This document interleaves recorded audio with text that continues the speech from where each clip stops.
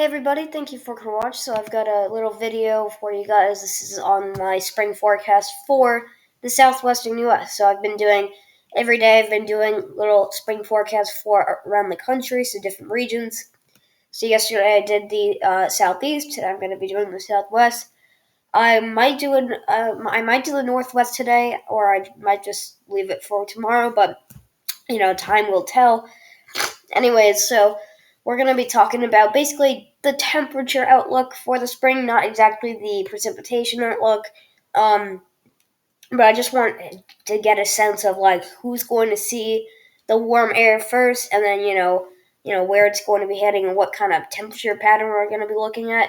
So we are not going to be looking at that precipitation, but we definitely will in my normal updates that we do on the channel. So let's get into the video. So, as you can see, that right now it's actually pretty cool outside. It's you've got 40s and 50s out for most of the far south areas of the Southwest, and then you can see in these are a lot of mountain regions like the Sierras. You guys are sticking at that below freezing mark, 32 degrees, right next to. I don't know what county this is. I don't know if this is Santa Barbara. I'm not exactly familiar with California. I have been there though. I have family out there. But wherever this county is near, you guys have been the coldest, around the coldest. Although there are a few spots of some, more warmer temperatures, and then here in Nevada, Utah, Colorado, and then some parts of the mountains of Arizona, you guys have been getting below freezing. But we are definitely going to continue watching this as the temperature pattern really it plays a very large role in how much precipitation you see, and how strong these storms are, because we've been dealing with those atmospheric rivers that have been coming in from the Pacific. Now that is mostly because the impacts from that are so precise, because mostly because of all these different temperature zones, you could call it. Because what you have the Sierras staying very cold, and then you have a bunch of this moisture that comes in with the system side, because you don't see that much moisture today because you don't have a system coming in today. But on days when you do have a wave, I like to call it, of the atmospheric river, a lot of moisture comes in, and that means a lot higher temperatures in the coastal regions. So you're going to see upper 60s and upper 50s and into the 60s for those coastal regions. But inland regions, you guys still are probably going to have to wait a little bit longer for those temperatures to arrive. It's all about the Pacific for you guys in the Southwest. This is your kind of energy source for those temperatures. So I kind of picture it as for the Southeast and sometimes the Northeast, it's the Gulf of Mexico. For you guys in the Southwest, it's Pacific. And same thing for you guys up on the coastline. You don't really have any other body of water to rely on, so you just rely on the Pacific waters, and just how warm they can get. But that's kind of just how I picture it. But yeah, I know most of you may picture it differently, but just want to throw that out there. But let's see what this is gonna look like for the rest of April. So, if you didn't know already, we're looking at the GFS for temperatures, and we're just gonna click through and see what we're looking at.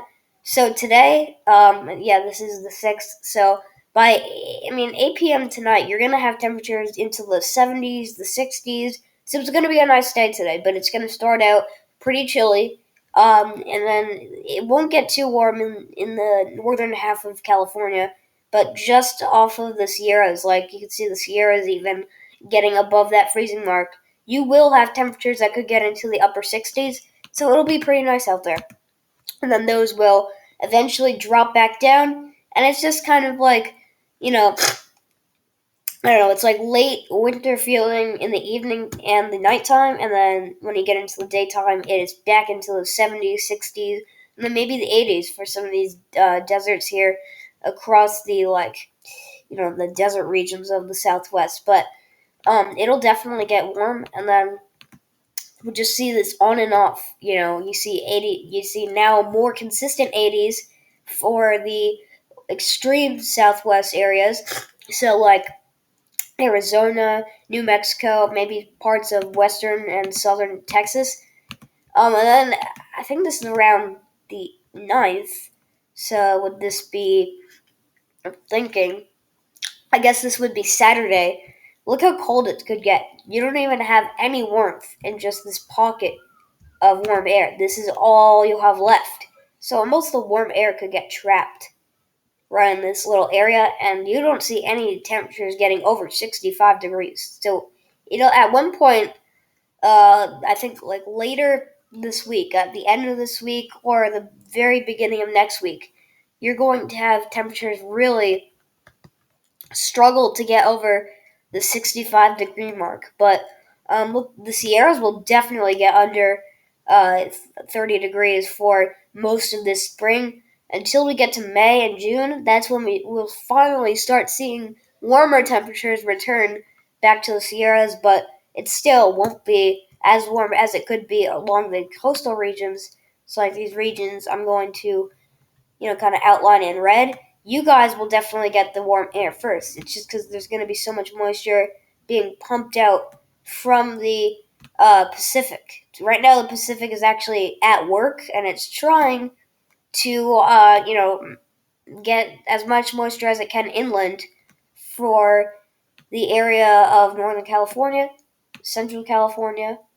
Let me put this back. I don't know. So Central California, and then we got Southern California and the rest of the Southwest. So all these circled areas, excuse me, you guys are definitely going to get the warm air first, and that's just because the Pacific is at work the most for those specific areas. So that's going to really show us kind of who's going to get the warm air and how warm it's going to be. So let's get back to this little daily forecast here. So, you get another very warm shot of air, and you can see that you do see the Pacific warming up here. Now you've got temperatures getting into those 60s and lower 70s for some areas of the farther, West Pacific. I don't think the Eastern Pacific is going to be too warm until we get into May, because you can see these temperatures out here. They're still struggling to get over 50 degrees, but a little bit further southwest, like right here inside Mexico here, this little area, you guys will definitely see temperatures get a little bit more into those like tropical-like warmth. So around the 9th, it should be pretty nice. And then that's going to be the same for the 10th. And look here, I think spring is definitely going to arrive probably around the 10th, the 9th, wherever you want to put the day in between, like the 9th, the 10th, and 11th. But you got 95 degrees in Southern California. That's very warm. And actually, we may see the first, area to get over 100 degrees or just reach 100 degrees. It may be the the Southwest. I mean, it's looking possible, but you're seeing consistent temperatures into the mid 80s and lower 90s. Excuse me. So it's interesting to see, who's going to get the warmest air. Here we go. Almost 100 degrees. You've got 98 degrees right here, 96. But this is all for Southern California and Southwestern Arizona. So I think this little area here, this like little duo state border, if you want to put it that way, like right in here, you guys have a really good shot at seeing the first the area to see the first a day of 100 degrees plus. So it'd be very interesting to see who's going to get that warm air the first and maybe the quickest. It's a matter of time, or it'll just come and go. But let's get back to this. So after the 11th, it'll calm down a little bit, then get back into the 90s and 80s around the 12th. But then the warm air is going to shift back to the eastern west. So now you're back into those widespread 40s 50s, and then for the Sierras, the 20s and teens. But that warm air is not going to return until probably like midday the 15th, and then you'll finally start seeing temperatures slowly rise again. And this is where you see a lot more consistent on the coastline. You've got 60s up and down the coast. I think those could get bumped up to 70s once we get later into the week. And here you go, you get another day with the mid 90s here of 94 degrees, 91, 93. But it's going to be pretty hot. It's going to be very hot, actually. You got 98 degrees, so almost 100 degrees again. I think either like the 11th or the 18th is where you can see the first, area to get 100 degrees. Excuse me, I have a pretty bad cold today, so that's why I'm kind of snuffling and coughing. But you got another day of 95 degrees, so like lower to mid 90s. And it's just going to be on and off warmth. But then here it really stretches far north. And then now you've got all of Nevada baking at 80 degrees, 70 degrees. And then the northern areas of Nevada getting a little bit cooler at, lower 60s and upper 50s. But again, you're going to have temperatures really hitting 95 degrees a few times every week. And that's a good sign for you spring lovers out there.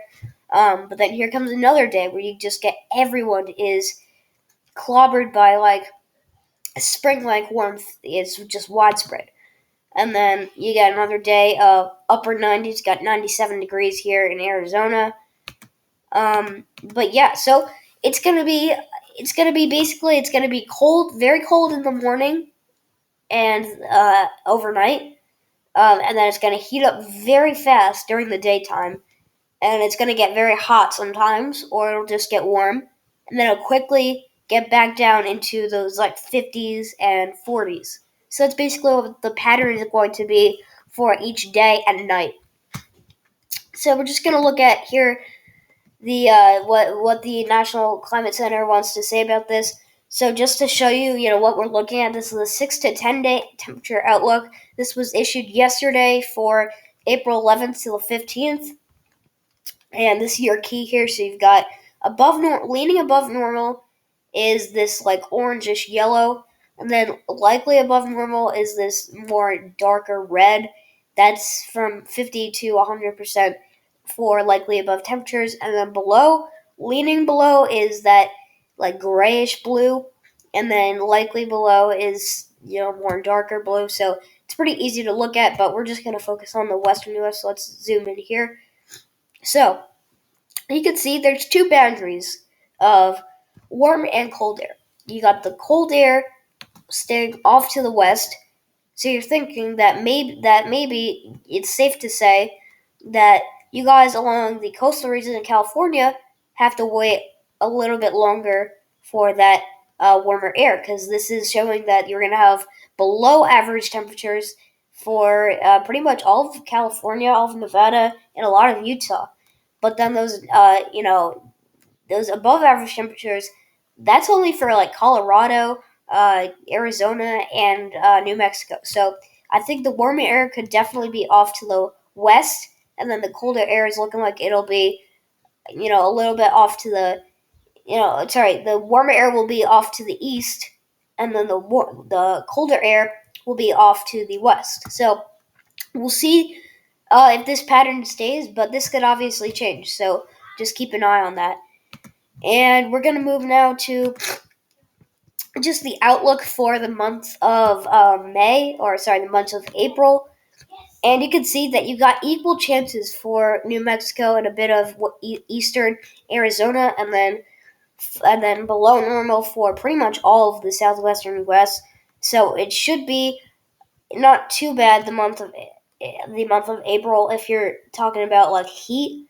So when you see below normal after what we just looked at on the GFS, you're thinking in the month of May it's got to be like everyone's over 85 to 95 degrees, and like where we saw 98 degrees in Arizona. I think May could definitely give you guys 100 plus degrees. So just something interesting to look at. But there's nothing much to really talk about here for the month of April, just because everyone is in the same kind of zone. And then for the rest of spring, pretty much everyone is in equal chances. There's a bit of below average temperatures here. This is just leaning below for northern Utah and Nevada, and then above average for southeastern Arizona, and then all of New Mexico. So that's gonna wrap up the video, guys. But thank you so much for watching. If you have any, like, share, comment, and subscribe. If you're not subscribed to the channel, we'll see you guys in the next video. So I hope you enjoyed this forecast, and we'll see you guys in the next update.